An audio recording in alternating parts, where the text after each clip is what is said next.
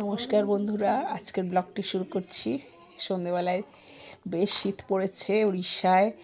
চা, মুড়ি আর অন্যান্য সব স্ন্যাক্স দিয়ে শুরু করছি। রাতে করেছিলাম রুটি আর একটা তরকারি। এই যে আমাদের পাশের বাড়ি একটা বাচ্চার নারায়ণ পুজো হলো, তো সে সিন্নি দিয়ে গেছিলো। সেটাকে আমরা আমাদের একটু ক্রিসমাসের সাজানো গোছানো শুরু করে দিলাম। এই যে আমার স্টুডেন্ট আর আমার ছেলে মিলে যে ক্রিসমাসের সাজগোজ করছে।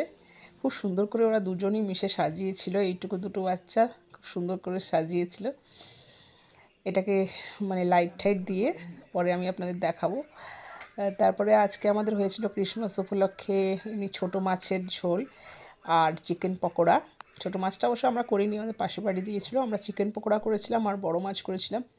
আর সকাল সকাল ক্রিসমাসের সকাল সকাল দিয়ে দিলাম ঠাকুরকে মোগলাই পরোটা, পনির মোগলাই পরোটা অবশ্য।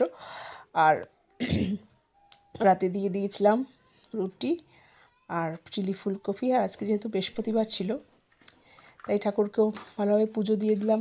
আর একটা কেক এনেছিলাম 25শে ডিসেম্বরের জন্য। কেকটা এতটাই মানে গুঁড়ো গুঁড়ো হয়ে যাচ্ছিলো, ঠিক কাটা যাচ্ছিল না, একদম গুঁড়ো গুঁড়ো হয়ে যাচ্ছিলো। তারপরে আমি চলে গেলাম একটু অটল ফেস্টে, মানে অটল বিহারী বাজপেয়ীর জন্মদিন উপলক্ষে আমাদের এখানে একটা অটল ফেস্ট হয়। তো এটা 45 দিন ব্যাপী হয়, আর যেদিন অটল বিহারী বাজপেয়ীর জন্মদিন সেই দিন এটা উদযাপন করা হয়। তো অনেক মান্যগণ্য ব্যক্তি এসেছিলেন আমাদের এই ফেস্টে।